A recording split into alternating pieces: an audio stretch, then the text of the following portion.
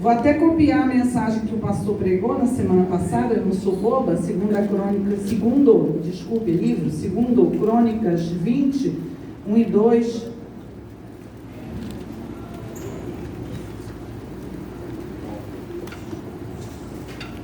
E o dia que eu deixar de tremer quando eu subir no púlpito é porque eu virei profissional. Graças a Deus as minhas perninhas estão tremendo, viu?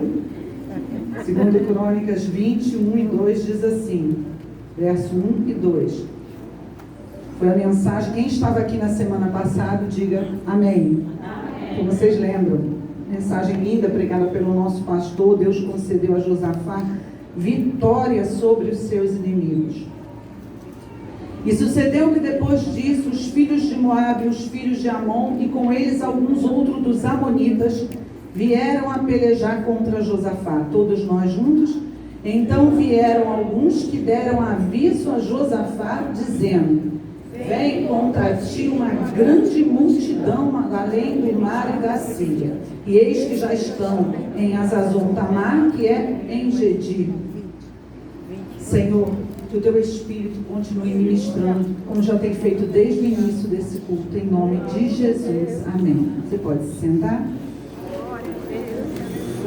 Semana passada, o nosso pastor falou de uma maneira muito linda. Eu fiquei ali, a mensagem me tocou muito, queridos. Esse texto é um texto assim maravilhoso para os amantes da palavra do Senhor, do nosso Deus, a forma como Ele deu vitória ao seu povo, sem que ninguém precisasse erguer a sua espada. Quando o exército chegou lá, o exército de Judá, o povo de Deus, os inimigos já estavam mortos. Quando o exército chegou para guerrear, os inimigos já estavam mortos. Foi o próprio Deus que guerreou aquela guerra. E eles, ao invés de usar espada, usar arma, trazendo para a nossa linguagem atual, usar a força do seu braço ou da sua inteligência, eles apenas louvaram ao Senhor, foram para a guerra louvando. O pastor pregou isso tão lindamente, e nós sabemos que a vitória foi tremenda e total. Dê glória a Deus por isso. O próprio Deus pelejou contra os inimigos de Israel. E eu estava ali pensando, eu gosto muito de me colocar no lugar dos personagens bíblicos e me imaginar naquela situação, porque a Bíblia, ela não é um livro teórico, ela é um livro que deve se encaixar na nossa vida. Você deve viver a palavra, ela deve fazer sentido para você, porque está escrito que a palavra de Deus, ela é viva. Não é um livro de história, porque eu já leio esse livro há mais de 30 anos, e eu digo a vocês, eu tenho um pequeno problema. Raramente eu assisto um filme mais de uma vez ou leio um livro mais de uma vez. Mas eu tenho alguns livros que eu já li muitas vezes, porque são livros especiais. E raríssimos filmes que eu assisti 2 vezes na minha vida inteira. Porque não é meu fazer isso, não é da minha personalidade. E eu vou dizer a você, para continuar lendo esse livro avidamente, depois de 30 anos, ele tem que ser sobrenatural. E cada vez que eu leio, parece que eu nunca lia. Quem diz isso acontece comigo? Levanta a sua mão para eu me sentir assim estranho. Queridos, isso não é uma prova inteligente ou doutrinária, mas eu digo para você, uma prova tremenda de que esse livro é sobrenatural. Você vai ler o Salmo 23 100 vezes, e cada vez que você lê, ele vai falar com você de uma forma diferente. Porque a palavra não é do homem, ela é de Deus. Os homens foram apenas inspirados de uma forma sobrenatural para escrevê-la. Enfim, então, nós vamos agora entender, como eu estava dizendo, voltando ao fio da meada, que eu me pus no lugar de Josafá. Vamos imaginar, nós podemos imaginar, não é pecado, que naquela manhã Josafá levantou. Era um belo dia de sol. Hoje estava um lindo dia de sol. Eu não sei se você tem esse hábito de levantar, abrir a janela e olhar como está o tempo. Eu tenho. É uma das primeiras coisas que eu faço quando eu levanto. E quando a gente abre a janela e vê aquele céu azul, dá uma sensação tão boa. Nós morávamos numa casa muito alta até um ano atrás. Moramos lá muitos e muitos anos, eu e minha família.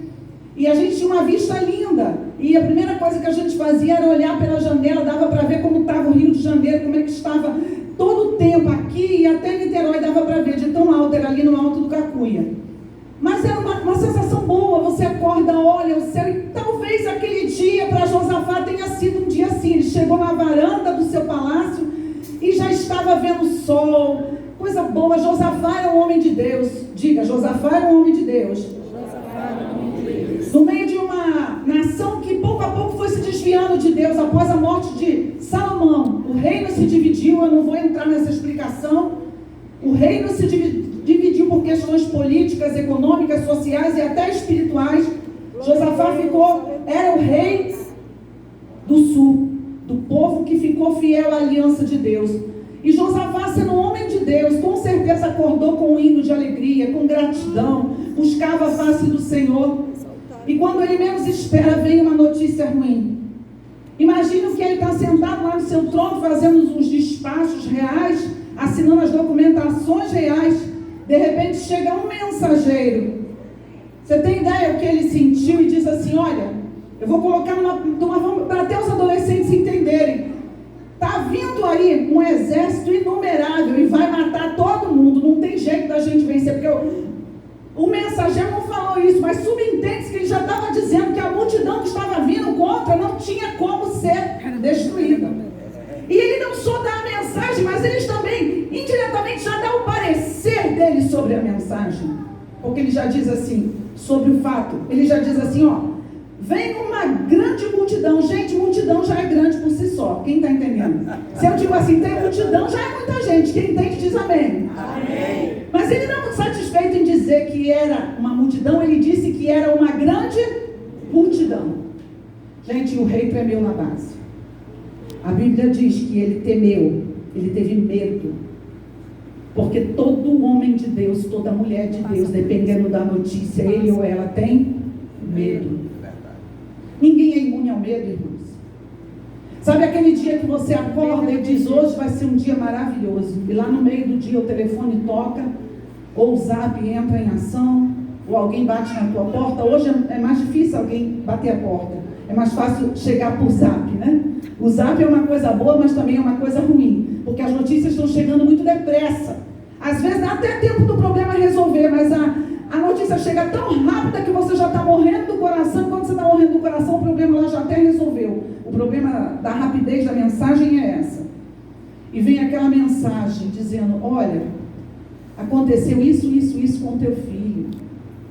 Aquele dia que você vai buscar o teu exame no médico, crente que está tudo bem, quando você chega lá, o médico abre o teu exame e diz assim, olha, o que você tem pode ser um câncer, eu preciso que você faça uma biópsia.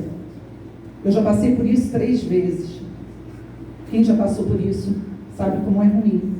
Ou então aquele dia que você faz a biópsia e você descobre que você tem um câncer. Acompanho uma amiga que acabou de passar por isso, ainda está passando. Ela disse para mim, é só um nódulo normal, eu faço exame todo ano, é uma pessoa que se cuida a beça. E quando ela menos esperava, ela pegou o exame, ligou para mim e leu o resultado. E disse, olha, Mônica, é benigno, olha o que está escrito. Só que quando ela leu, ela não entendeu. Eu engoli em seco e disse para ela, amiga, serva de Deus, essa palavra que está aí, quer dizer que não é benigno, é um nódulo maligno no seu seio. E eu senti que do outro lado a perninha dela tremeu, o ar faltou. E ela disse, Mônica, leia de novo com calma. Ela leu e falou, você tem razão, é um nódulo maligno. E aí naquele momento eu dei uma palavra para ela e ali começou aquele tratamento tão complicado, né? Que ela ainda está passando por ele, porque são 5 anos para receber alta. Você já passou por isso? Aquele dia que o telefone toca, aquele dia que o exame chega, vem contra você uma grande multidão.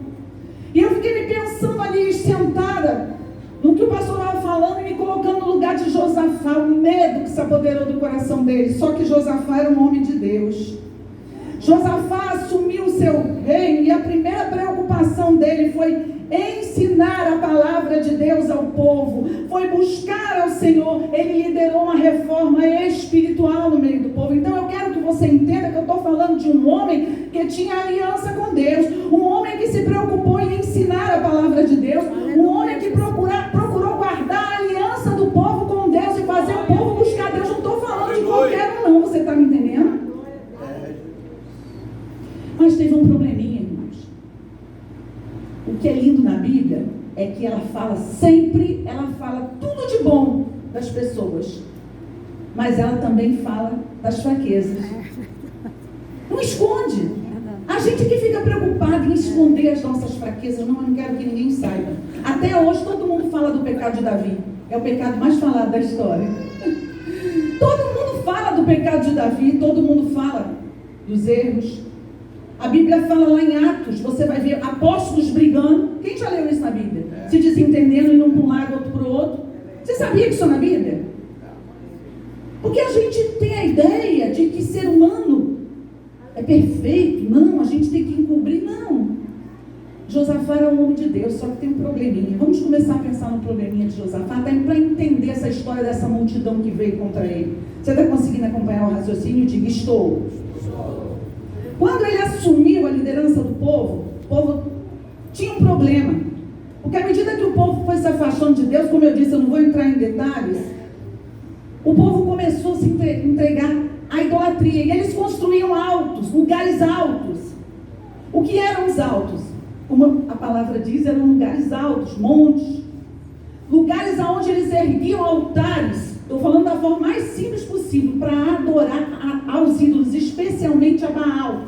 E esses altos eram centro de adoração, esses lugares altos, aonde até mesmo sacrifícios humanos eram oferecidos, ao nível que aquele povo chegou de idolatria. E quando Deus levantava um rei para trazer o povo de volta para o nosso Deus, que é o Criador dos céus e da terra, amém? Amém. Os reis que faziam as reformas na história, a grande maioria deles não conseguia destruir esses altos. Só teve 2 reis que destruíram os altos. Fiz questão de anotar o nome deles, Josias e Ezequias. E que também conseguiram a celebração da Páscoa. Foram os 2 que tiveram forças para isso, Josias e Ezequias. Os altos começaram depois da morte de Salomão, depois da divisão do reino, depois que o povo começou a se entregar à idolatria. Josafá não conseguiu tirar os altos. Tinha algo espiritual naqueles lugares altos, era uma treva, era uma fortaleza que Satanás ergueu naquela nação de tal maneira que Josafá, a gente vê Josafá trazendo a palavra, Josafá trazendo o povo para Deus, Josafá ensinando o povo, Josafá distribuindo obreiros, falando na linguagem de hoje, para que fossem ensinar a palavra ao povo, mas ele não conseguiu mexer nos altos. Por que será, irmãos? Tem altos na vida da gente, tem altos na família da gente, tem altos na comunidade que a gente mora, que poucos têm força de derrubar. A gente faz a obra na nossa família, a gente no nosso trabalho, a gente ora, na nossa vida a gente é servo e serva do Senhor, como Josafá era. Quem está entendendo, diga amém. Amém. Mas tem os lugares altos.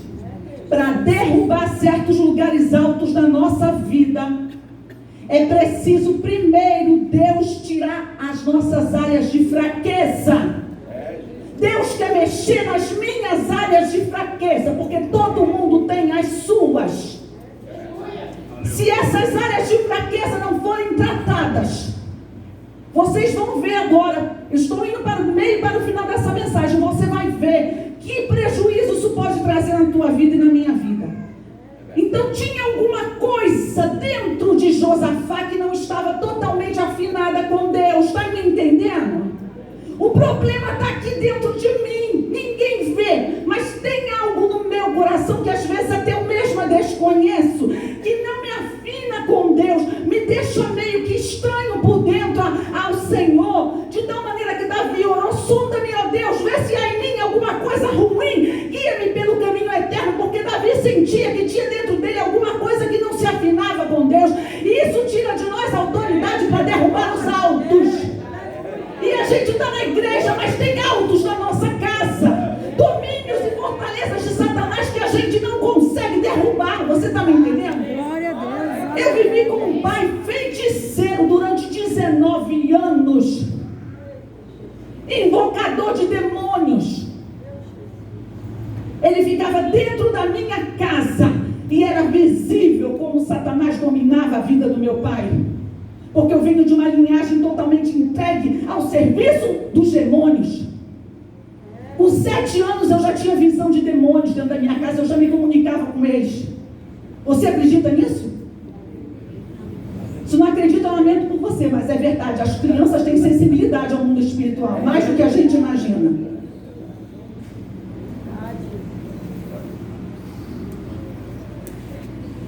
Eu tinha uma fortaleza na minha família, lugares altos. Demorou muito para Deus me tratar.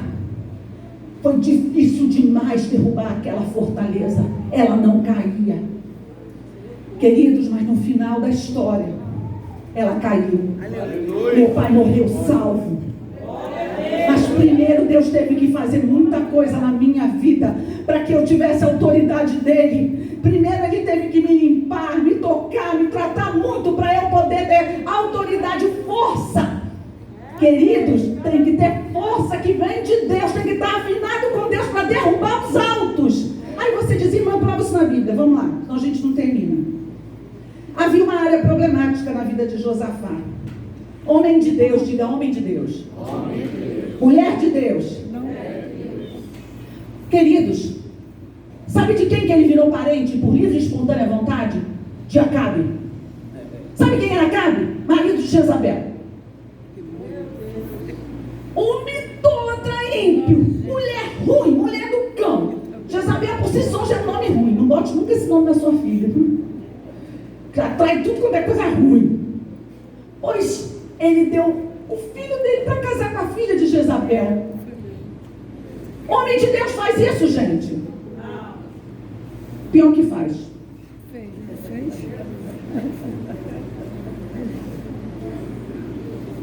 Viraram parentes. Diz assim, que bonitinho. A gente faz isso, irmãos. A gente não vigia. Ele queria proteção, porque ele tinha medo.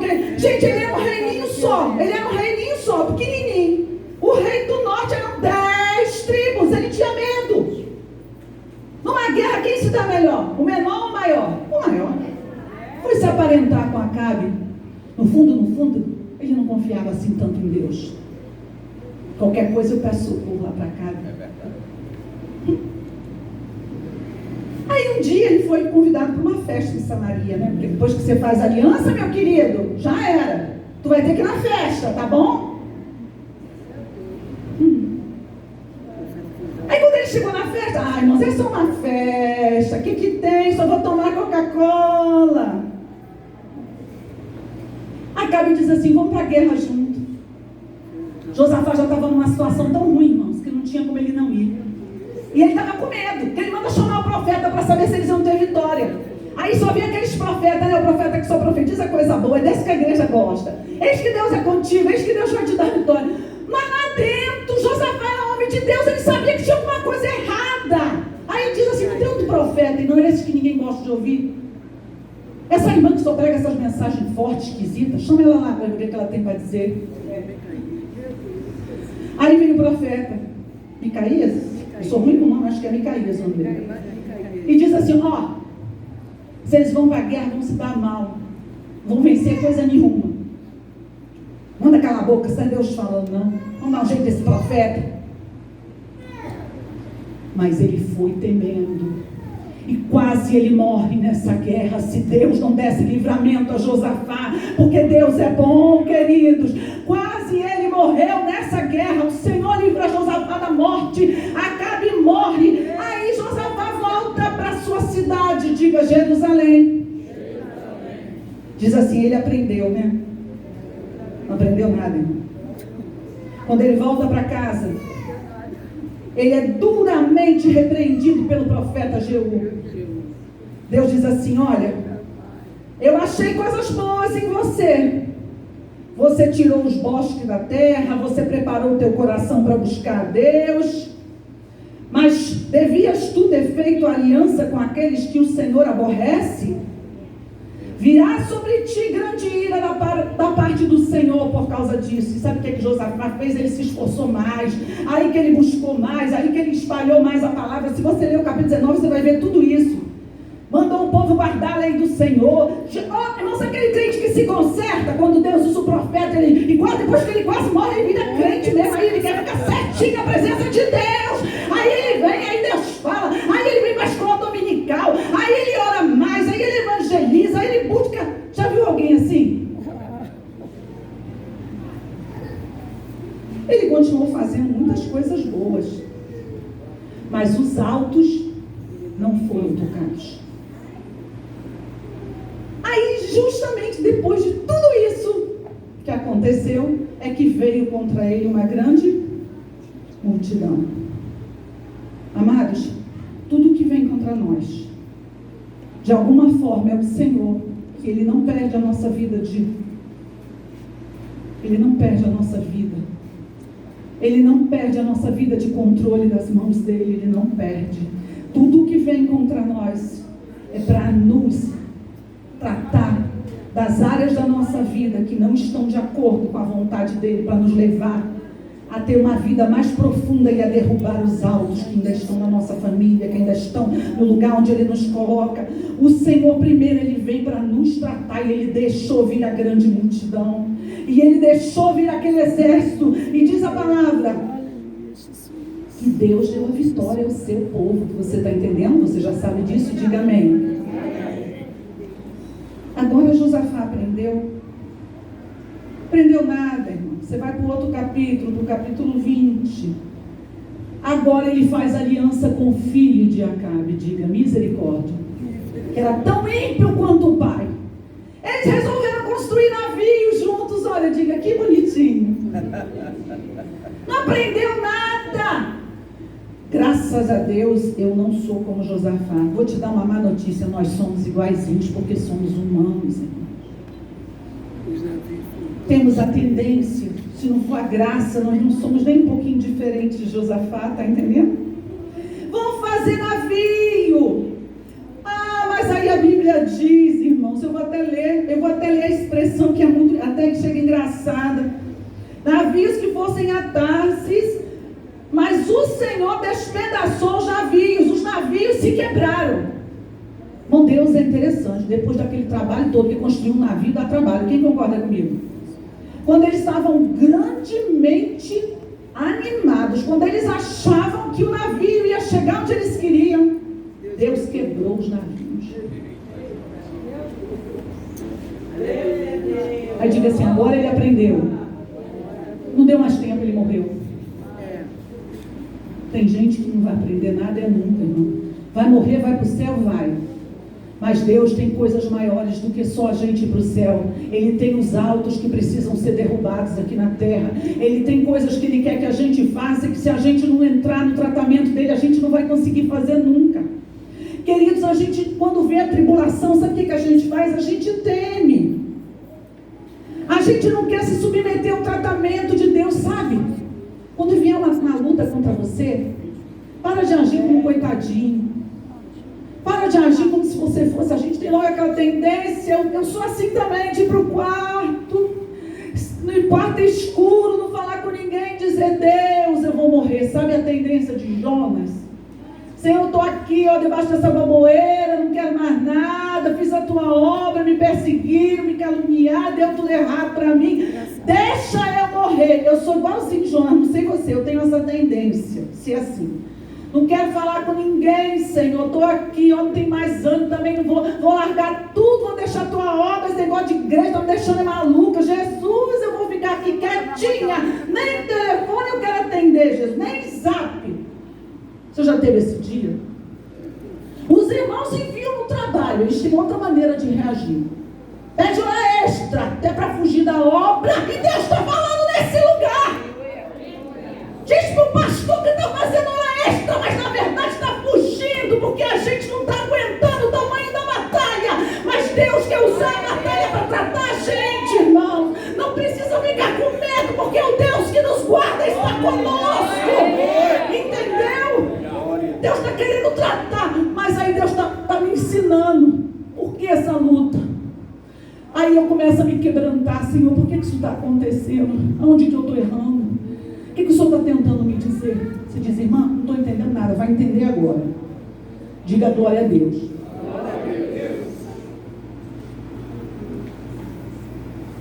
Deus queria tratar Josafá, dar a Josafá poder, autoridade para derrubar os altos. Quem está conseguindo entender isso? Como Josias e Ezequias derrubaram. E mudar a história daquele povo. Porque as potestades iam ser desbancadas. Mas ele não conseguiu. Mas era um homem de Deus. Não estou denegrindo Josafá em momento nenhum. Quem está entendendo isso? Quando eu assumi a alfadinha do Tempo Central, eu vou te dar um exemplo meu, porque eu não posso falar da vida dos outros, eu posso falar por mim, de mim, das minhas experiências. Quem está entendendo diz amém. Falar da vida dos outros é fácil, não quero ver falar da sua. Eis que um dia, eu e Josias estávamos morando provisoriamente num apartamento do lado do Mundial do Cacuia, que meu genro tinha conseguido, era de um amigo dele, enfim, para nós ficarmos ali, porque meu filho casou e ficou na nossa casa. Josias lembra disso. Uns 4 anos, isso, uns 5, não, 4.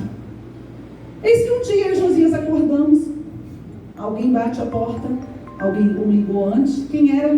Minha mãe. Simplesmente ela largou a vida que ela tinha em São Paulo e literalmente caiu de paraquedas na sala da minha casa, porque era um apartamento provisório de quarto e sala, então não tinha quarto para ela. Então ela armou ela na sala do nosso apartamento, ela fez o quarto dela. Quem está entendendo? Quem tem sogra sabe do que eu estou falando. Eu sou sogra, irmão, é uma coisa linda, né? Sogra me ser. Resultado. E eu disse a ela, mãe, aqui em frente tem uma kitnet para alugar para a senhora fica na kitnet ali, porque aqui não dá todo mundo, porque era um apartamento pequeno. Irmãos, ela não saiu, ela disse que ela não ia sair. Josias, eu estou falando verdade ou mentira? Irmãos, eu botei a mão na cabeça e falei, Jeová da glória. Quando eu chego do trabalho, ela comprou um móvel de quarto e botou na minha sala. Eis que eu entro, Casas Bahia, estou falando a verdade, Josias? Não mentir na frente de Maria não dá, viu? Porque ele vai ficar com uma cara ali. Eu entrei para o quarto, eu botei a mão na cabeça e eu só chorava. Eu disse, Deus, ela... Irmãos, ela era uma paraibana, glória a Deus, aquelas arretadas. E detalhe, irmãos, ela não me criou, é uma história comprida que eu não vou contar.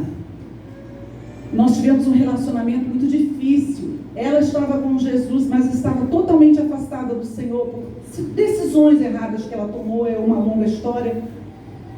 E ela frequentava a Igreja da Graça, que era do outro lado da rua. Quem sabe que a Igreja da Graça é em frente ao Mundial, agora que está no Cocotá. Quem sabe que eu estou falando a verdade? Então, para ela era ótimo, ela saía, ia para a igreja. E a minha sala não tinha mais sala. Quando alguém queria chegar na minha casa, eu ficava numa situação... Isso durou, acho que chegou a durar 1 ano, Josia, nem tudo isso, né? Deus levou o nosso filho, porque Deus é bom, levou o nosso filho para Belo Horizonte e nós voltamos para a nossa casa.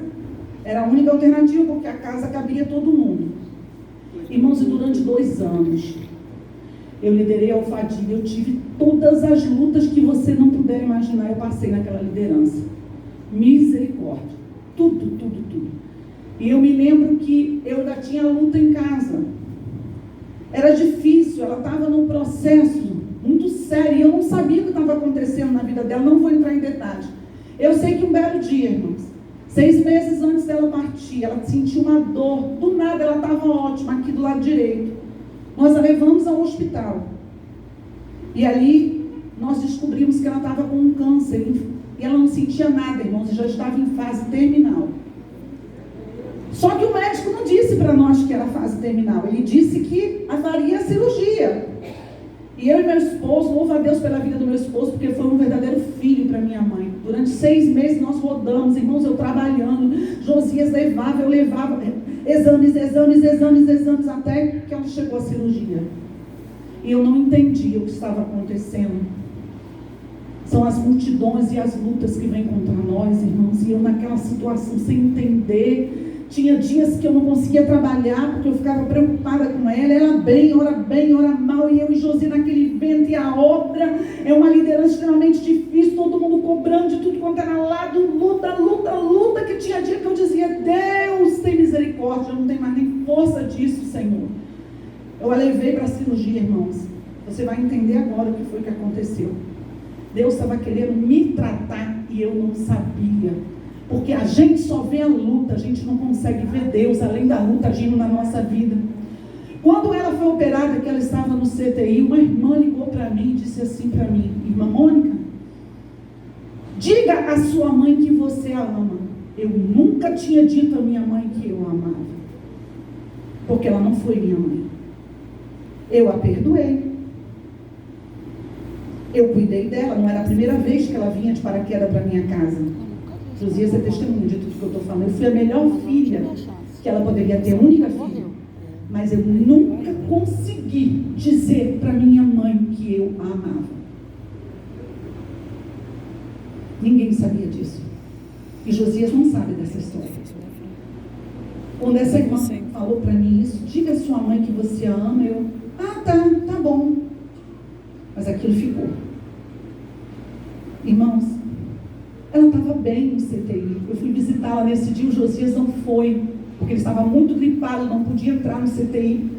Do jeito que ele estava, eu fui com uma amiga. Essas amigas que Deus bota, essas irmãs que estão lado a lado com a gente, haja o que houver, quem tem uma dessa, diga glória a Deus. Eu não tenho irmãs, eu sou filha única. Nós entramos ali, ela é testemunha. E aquela palavra, diga à sua mãe que você a ama, diga à sua mãe que você a ama.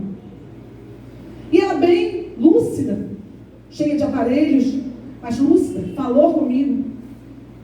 E de repente eu olhei para ela, comecei a orar por ela. Ela estava muito em paz e eu disse assim para ela: mãe, eu amo você. Foi a primeira vez na vida que eu disse para minha mãe que eu amava.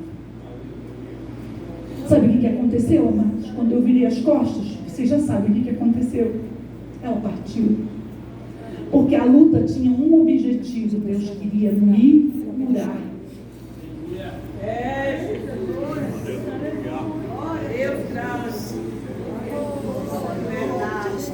Eu não entendia. Muitas vezes eu ficava impaciente, eu me debatia contra o problema, e tudo que Deus queria era me curar. Porque quando eu abri a boca e disse para ela: mãe, eu amo você, o passado foi perdoado, de verdade foi curado.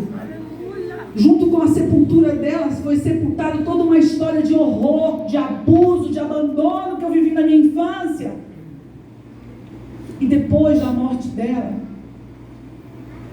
eu sentia ela partindo, e ela partiu em paz comigo. Você consegue entender? Porque eu era a única coisa que ela tinha nessa vida, amados, a única. Entenda, as lutas e as multidões e as batalhas vêm para nos tratar, mas a gente não quer isso.